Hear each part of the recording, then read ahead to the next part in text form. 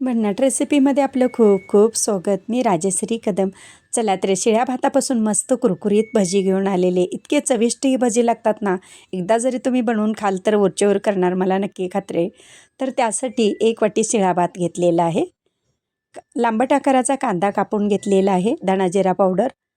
आता त्याच्यामध्ये घालूया ओवा क्रश करून. थोडीशी कोथिंबीर घालूया. लाल तिखट आणि ठेचा देखील मी वापरला इथं. दोन्हीपैकी तुम्ही एक वापरणार असेल तरी चालू शकतं. आता हे चवीपुरतं मीठ घालूया. भातात अगोदर घातलेलं असतं म्हणून बघूनच घालायचं आहे. 1 वाटी बेसन घेतलेलं आहे आणि त्याच्यामध्ये हळकुंड घालून दळून आणलेले आहे म्हणून वरून मी हळद वापरणार नाही आहे. आता पाण्याचे हापके मारून हे पीठ भिजवून घ्यायचं आहे. जसं आपण कांदे भजीला भिजवतो त्याचप्रमाणे पीठ भिजवून घ्यायचं आहे. मग कुरकुरीत बनतात. जास्त पातळ तुम्ही बनवलात तर मग ते अगदी सॉफ्ट होतात. आणि ह्याच्यामध्ये सोड्याचा वापर अजिबात केलेला नाही आहे.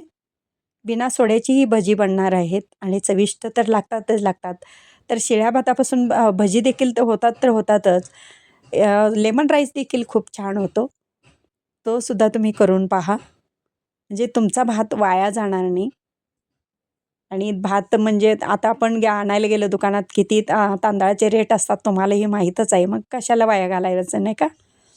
आता एक लहान मोठी आकाराची तुम्हाला भजी जसं पाहिजेत त्याप्रमाणे सोडून घ्यायचं आहे. तेल मी अगोदरच गरम करायला ठेवलं होतं आणि ते छान तेल कडकडीत तापवून घेतलेलं आहे. आता उलटं पलटं करायचं आणि मस्त क्रिस्पी भाजून घ्यायचं आहे. वरून क्रिस्पी, आतून सॉफ्ट होतात आणि हे कढीबरोबर किंवा सॉसबरोबर खायला खूप छान लागतात. गरम गरम कढी असेल आणि त्याच्यावर कुठलेही पकोडे खूप छान लागतं. आता कुरकुरीत भाजून घ्यायचं आहेत आपल्याला. आणि असे शिळ्या भात राहिला तर म्हणजे वाया जाणार नाही. तुम्ही नक्की करून पहा. खूप सुंदर भजी लागतात. झटकीपट तयार होतात.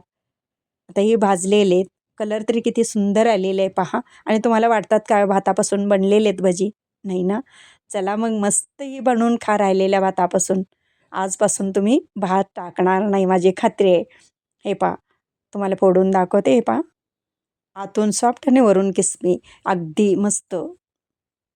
आणि ही इतकी क्रिस्पी होतात ना, खायला खूप मज्जा येते.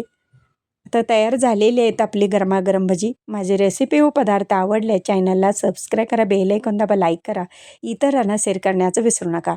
तसेच कमेंट करण्याचं विसरू नका. आपल्यासाठी अशीच नवनवीन पदार्थ आणीन. तोपर्यंत धन्यवाद.